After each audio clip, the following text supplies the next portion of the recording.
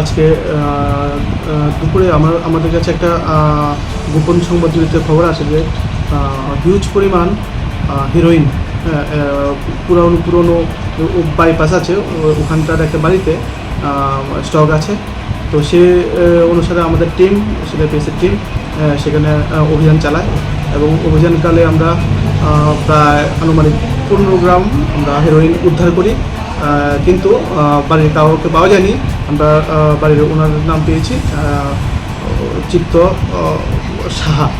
তো ওদের কাউকে পাওয়া যায়নি। তখন আমরা আরও ফার্দার সার্চে যখন যাই, আমরা আনুমানিক 217 কেজি শুকনো গাছ আমরা ওই বাড়ি থেকে উদ্ধার করি।